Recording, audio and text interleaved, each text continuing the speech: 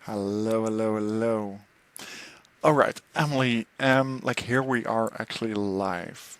Um, you and I have conversations with the Mind Valley community, with the coaching community, and all of the stuff kind of around that one.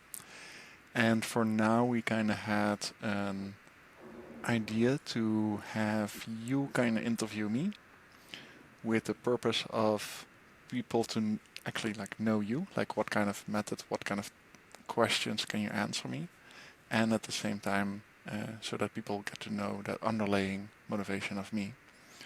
Um, would it be fun if you introduce yourself? It would be lots of fun, Tim. I'm excited for this. I think it's going to be a lot of fun because you and I have some history already and we've been able to develop a really beautiful relationship and connection. So I truly appreciate you. Really appreciate this conversation. So my name is Emily Rosales and I specialize in authentic branding, really helping people and serving people to build their brand, to know who they are, to know their values, and know the message that they are bringing out to the world. Nice, amazing, thank you. What about you, Tim? Yeah, what is it what I do? Let's Like, hear you. I want to hear you. yeah. Um, so yeah, my whole background is I'm an electrical engineer, educated as an electrical engineer, and a very shy individual, like really withholding any human contact to the outside Did you world. say shy? Is shy, yeah. I don't think you're shy. Yeah, maybe now the experience is a little bit different, but in the past it was quite big. Um, so I did my electrical engineering, like really focus on the materialistic things, like what kind of things do we actually have to build, because I understood computers, I understand stuff, but I really didn't understand humans, and I still kind of don't. Um, so that is, yeah, what else? Like I did my electrical engineering, really started as a mechanic, and then did my engineering behind that one. And now I'm leaning more and more into the productivity stuff. And the Hmm. productivity was a result of me feeling overwhelmed with every level of my life, which I still Hmm. feel sometimes. And having such a structure as the productivity systems around all of that really helps. Yeah. And When did you that, begin when did you begin leaning into the productivity and really escaping that feeling of busyness? effectively, I think year three. I'm currently in year three, so 3 years ago. And I've kind of always been searching for that stuff, but really kind of escaping the whole busyness, like combining that with mindful productivity. That's what I kind of mentioned it, because in the Hmm. past I was trying to be productive for the sake of producing more to um, Right. get some validation out of that one. Look at how smart that I am. Look at how much that I can within such a short amount of time. Mm. So you felt like the more you worked, the more productive you were. Like Um, that's what you thought back in the day. well, I even think that the more productive that I was, the more validation that I felt that I could receive. Mm. So that's the underlying, like that's the dark side of the productivity, like wanting to be productive for the sake of being productive. Hmm. Hmm. Um, and somewhere along the line, I noticed the feeling of why exactly do we want to be productive? Like what is it all for? And that really led me into my spiritual journey, which is a Mm. very interesting topic as well. Why do people want to be productive, Tim? Why do you think? It's basically the culture that we have been living in. Um, as we are growing up, like the result itself is good grades or good results itself. And if you haven't done that properly, then you're either not efficient enough or it didn't work enough. And everything is focused around that one, like because everyone values that end result. Um, and then it pushes someone into like you need to be more productive, you need to do more, you need to manage your time, and you need to be like more, more, more. Right. Yeah. I mean, I feel that, and I'm in California. I'm across the world from you, and I think that it's a culture that a lot of people grew up with, needing that validation and showing that they're smart and intelligent and productive. So, yeah, I mean, I grew up with that as well, and then realizing that it was more of an internal work, Yeah, yeah, it sure and is. having that internal validation.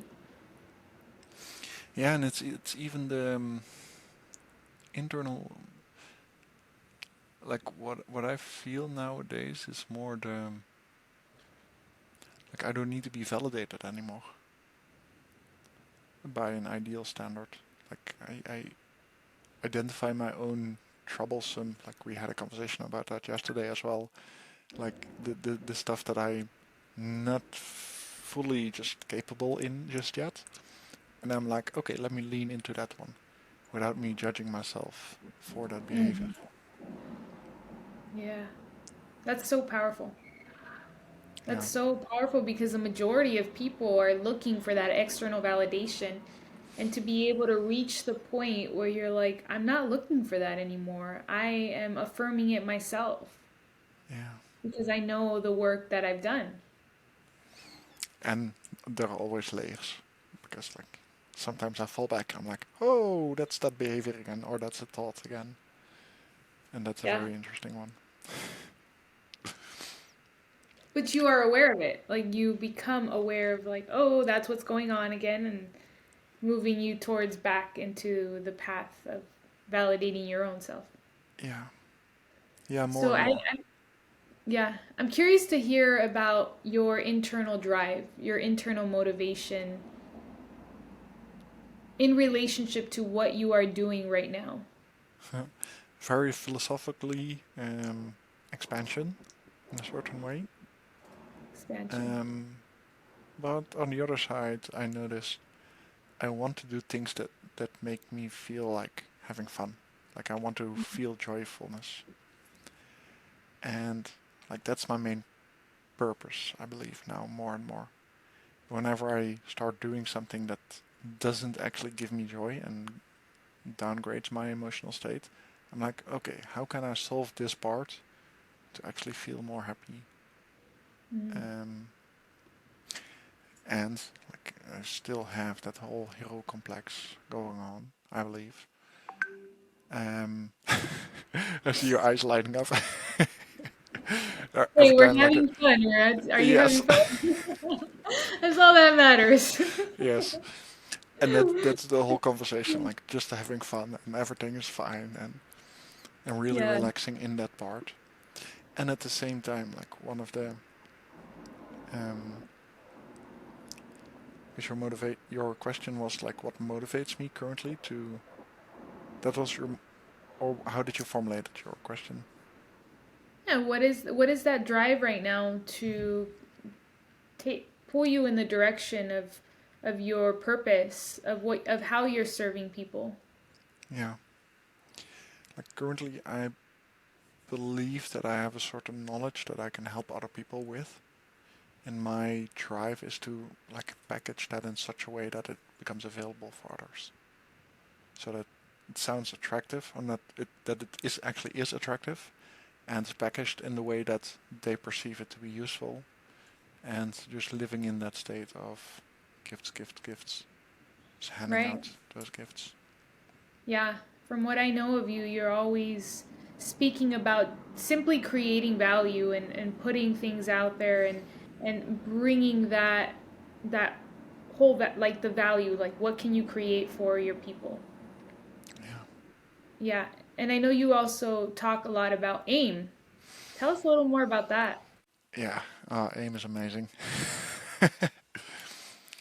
um, like within the productivity realm, a lot of people know the getting things done system. And a getting things done system is a productivity or an action management system that makes you like control all of your actions in your life. Um, and that really helped me personally with cleaning up my email box to zero. Like that's such a mental relief. And being in line with like every appointment that I made, actually being able to get back to that person.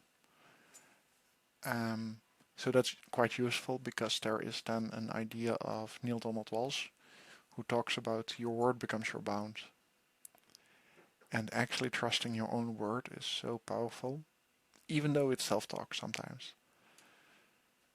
So that kind of included into every level of that. Um, and AIM in total is a personal knowledgement system, which stands for Action, Information, and Insight Management, on how to manage your actions, information, and insights on an external drive outside of yourself. So it's externalizing your, not really the intellect, but at least the data that we have been gathering inside of our minds. And like there is an thought leader, Sadhguru, and he talks about you're not your body and you're not even your mind. He has a breathwork exercise with that. It's so powerful. And really leaning into that is like the whole AIM concept as you are not your thoughts. The idea is to externalize your thoughts in such a way that you can observe your thoughts without identifying yourself with them. And this whole process is kind of helps you being in that state. And it really starts with very practical things.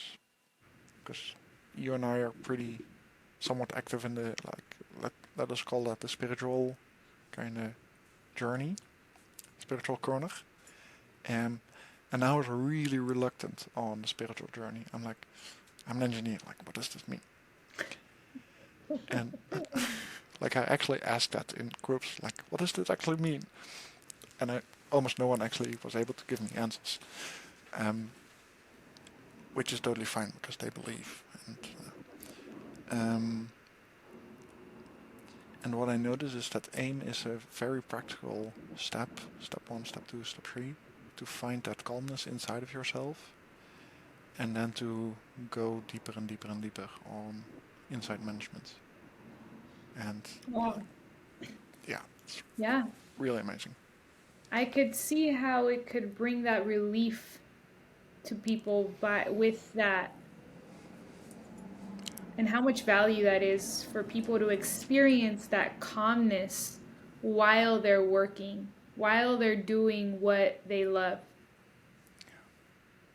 So that leads me to why is this really important for your people? Why should they know about AIM?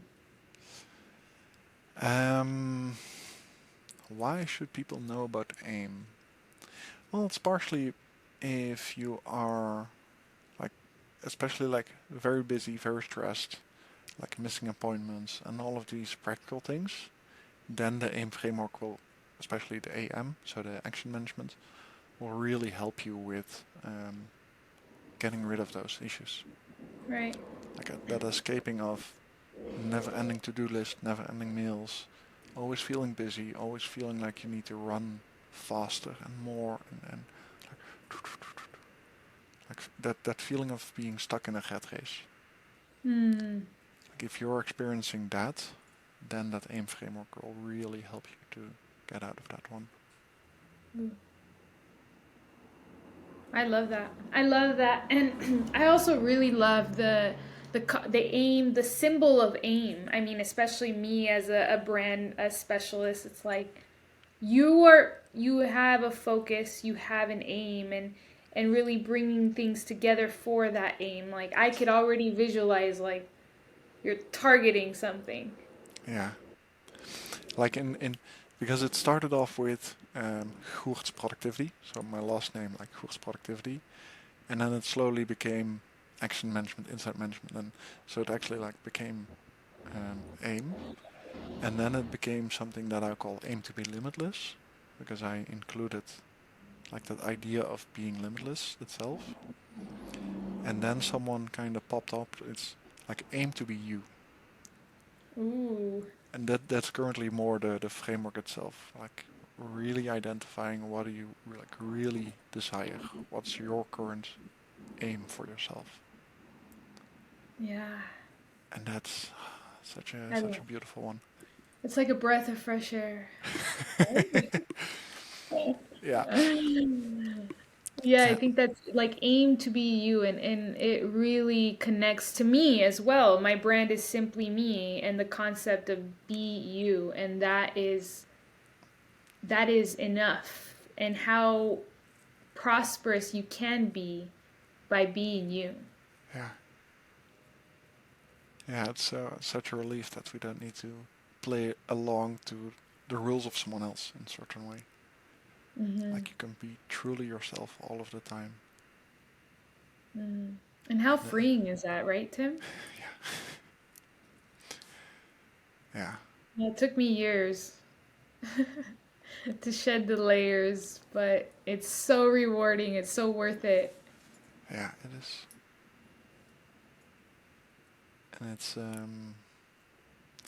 it's been a journey, and now currently like it's a journey on actually like put that forward and make that known to the public in a bigger Hmm. scale. As that's something that I'm really motivated by, Hmm. and I'm in the past I had a feeling like who am I to actually say stuff like this? Like is that like the imposter syndrome? Would you call that imposter syndrome? Um, and there was an idea of I think Ali Abdal, and he talked about like creative ideas is just like stealing other people's ideas and repackaging it into how you actually understand it for yourself and then putting that forward. And so it's just like repackaging knowledge. Mm. And like what I notice for myself is like there's a lot of people that lean into productivity, but not really that level of mindfulness as a Mm. result. Mm. And I feel like mindfulness directly correlates with that spiritual aspect. And I think it's important to see how that bridges, how that spiritual component directly correlates to your work, to the practicality of things. And what are your thoughts on that? Um, well, we hit that remark a little bit yesterday, as in the Oh yeah, that was a fun conversation. such a shame that that wasn't recorded. It was a No, really it powerful one. wasn't. Um, it is partially being in that state of like releasing the memories that's currently holding you back from actually growing. Hmm.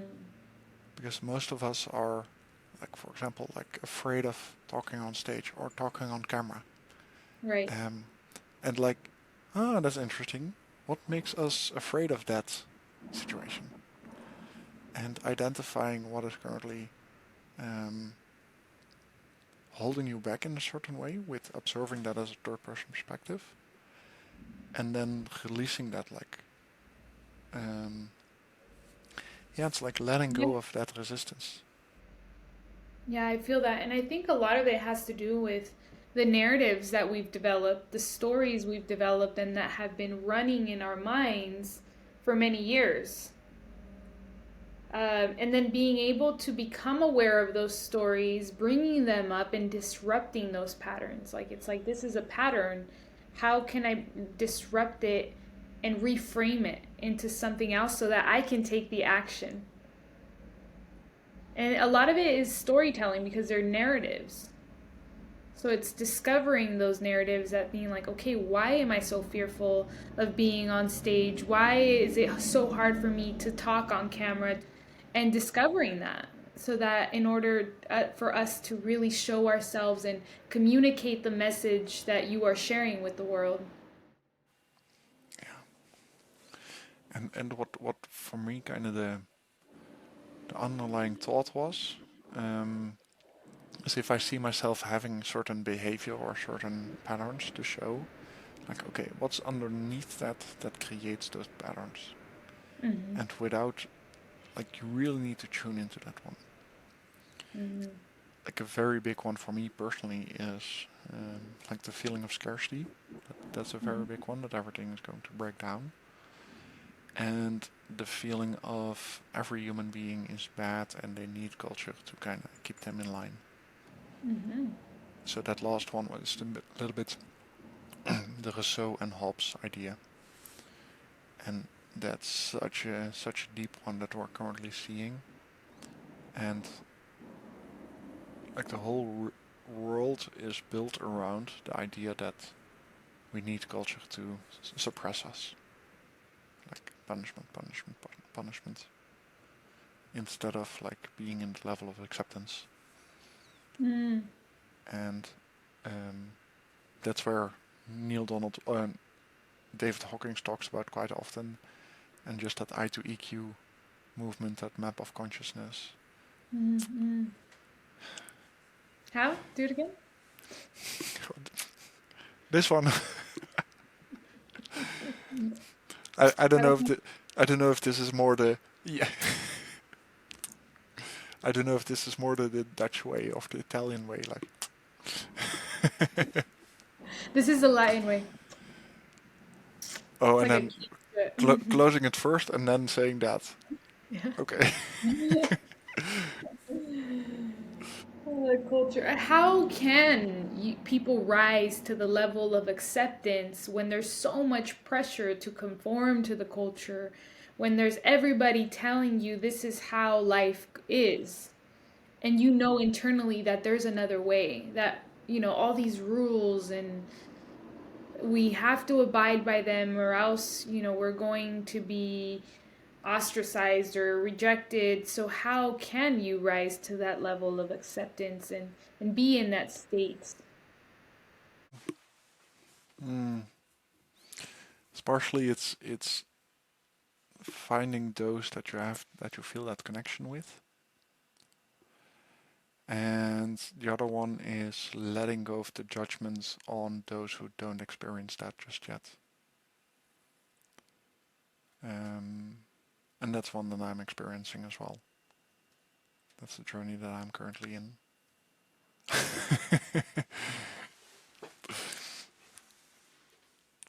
um, because even if someone shows that level of angerness, for example, or that stress or something like that, like it's okay. Let that person experience that feeling at that moment, even without you trying to save him. And be there for him, but not try to save him, um, acting in a certain way. Yeah. I think it's like, it's okay. Doesn't have to be another way. Yeah, And I would love for you to also talk about that, the scarcity, because I think so many people go through it. yeah, you see that now quite often,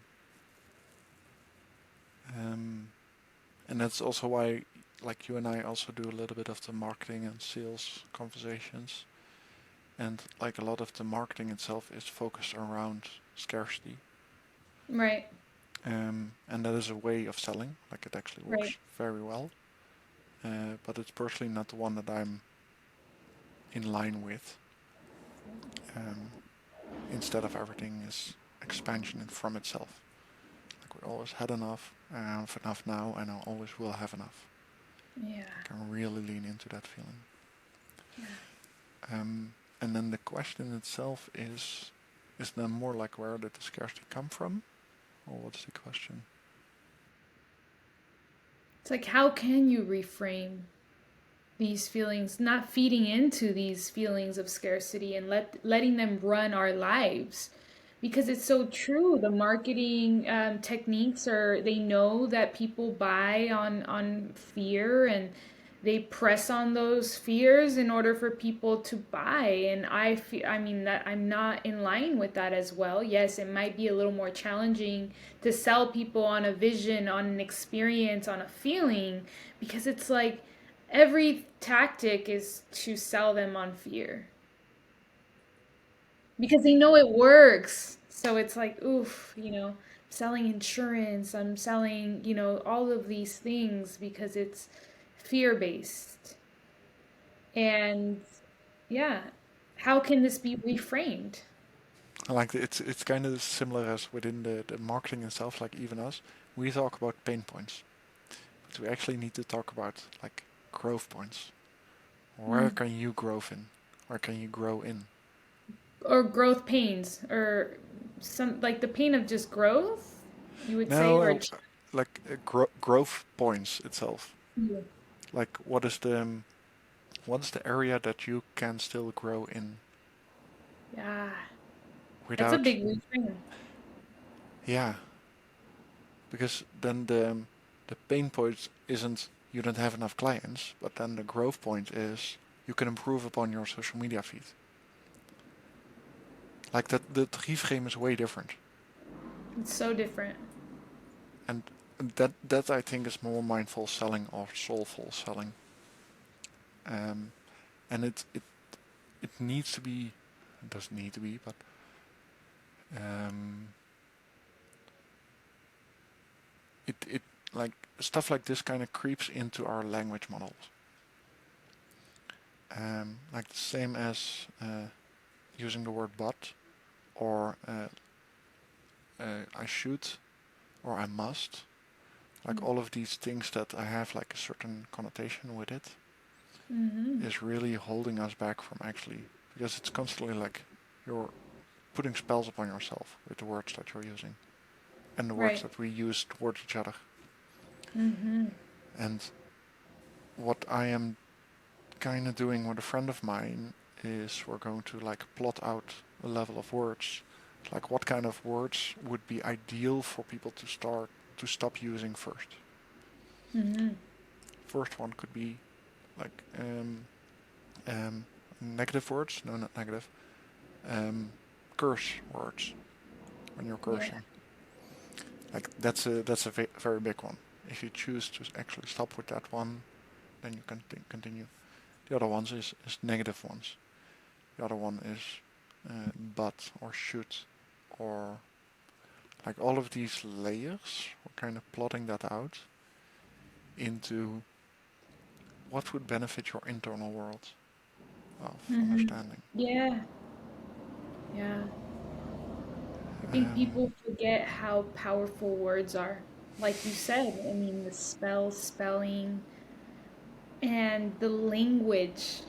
I'm in love with language. I'm in love with writing and words because it's like I can keep refining my language and that changes the way that I live my life.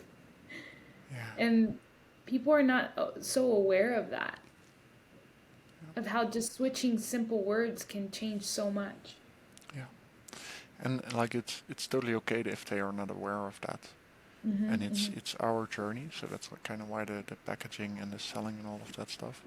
It's our journey to actually make that available for them to realize that part of that aspect. Right. Yeah. But I find it difficult because I still currently am at a place where I listen to the radio, for example, when I'm obligated to do that, or like the space itself has a radio on. Um, so and I notice myself like, ugh, so much like negativity there. Like I feel it on my body, Mm. and almost no one seems to care or realizes, Mm-hmm. Mm-hmm. and that's totally fine. So I don't press upon that or make them aware of that. But I am searching for those who really want to start having that journey. Yeah. I feel that. And I think it's like another level of consciousness. And there's some people that understand and some people that are more aware, and that's okay. Yeah, and like let's imagine that you like um, witness a murder. like something really traumatic. Like, whoa! Like you would be frightened for that situation. Right. And the more and more that you're, I don't want to call it like higher, but the more and more that you're in line with your like that true power of enlightenment vision, the more and more it's like, ooh, that level of judgment really hurt.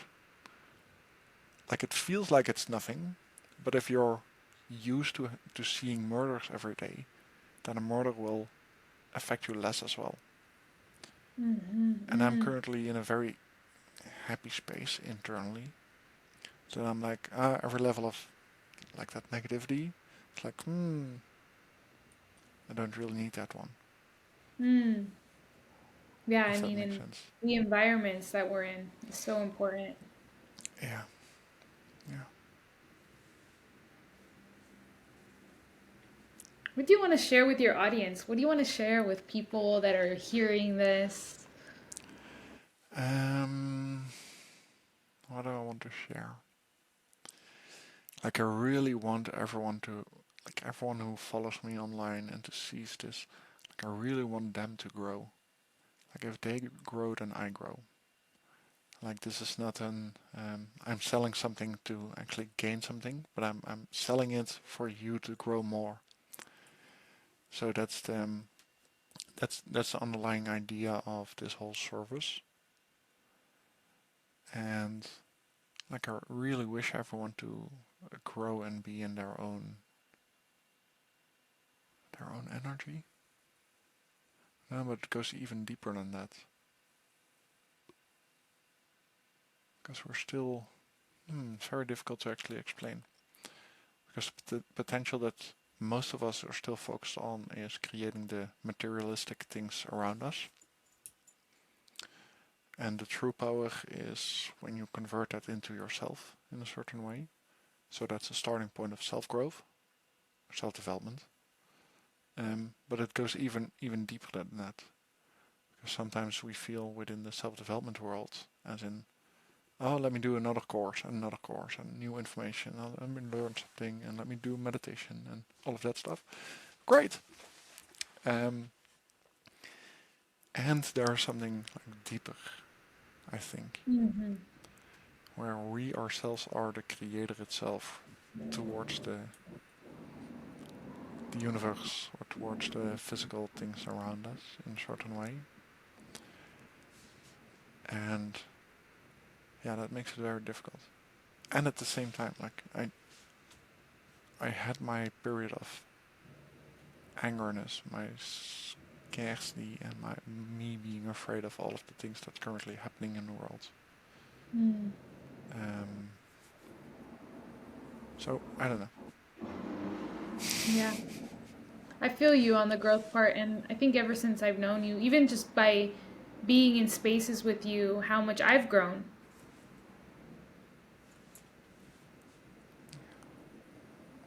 Yeah, Yeah, it's and so I think amazing. it's really a feeling within, a feeling of an experience within.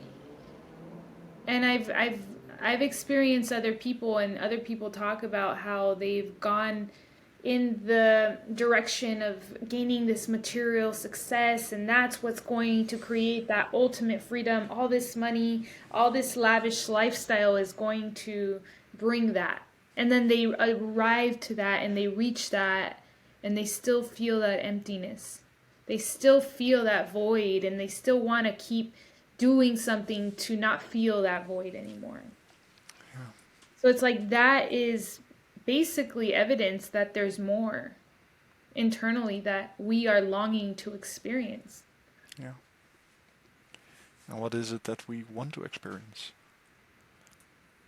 The feeling Do of ease feeling of and ease. mindfulness and authenticity.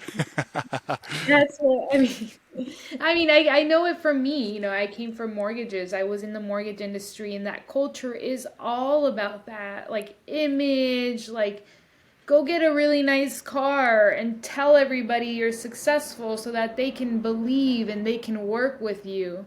And I felt so empty. I felt like stressed every night. I had anxiety. I couldn't sleep. And I'm over here trying to think that that's the dream. And it ended up taking a toll on my health. Yeah. And it's like, it's not that way. And what's for you currently the dream itself? Authenticity, the dream of myself, the freedom within of being me with my flaws, with everything. And still driven to grow every single day. Yeah. It's like this moment right here, right now is perfect. And I'm still aiming for more at the same time. But this moment is perfect. Yeah, it is. Kind of reminds me of the whole idea of the I am enough movement. You are That is, enough. um, yeah, like that whole movement Mm-hmm. because it is something that I really didn't really resonate with. As the idea is like if someone else says if you're feeling down or something like that, and someone else says like, you're enough, it's okay, you're enough. Like I don't feel like I'm enough because you feel like you're bummed out. And Mm-hmm. at that moment, you just want to grow and get out of that emotional state. And the Right. same goes for me. Like, I've got a pretty great life, but it's not um, ideal or ideal, never will be. But I can still improve upon certain levels and things and areas. And it's like, let me lean into that feeling instead of experiencing am I enough or not. Mm. So if that makes sense. Leaning into the feeling of being bummed and feeling of. Well, like, um, if you feel like you are enough, then it is like, okay, then it's fine. Let's just like relax. Like Mm-hmm. then there's no motivation anymore. But if every day is like a new day of um, expansion, expansion for myself as an individual, with your skill, with your knowledge, with your happiness, like every day is a little expansion to the next Mm-hmm. one. Like Right. then I you'll agree. you'll never feel that level of enough. Like you are enough because there's no real such thing. Because it's you are enough for validation, for love. Like there isn't a connection there. Like Mm-hmm. it's like the I am enoughness is still a judgment upon itself. And how is that? How can that be reframed?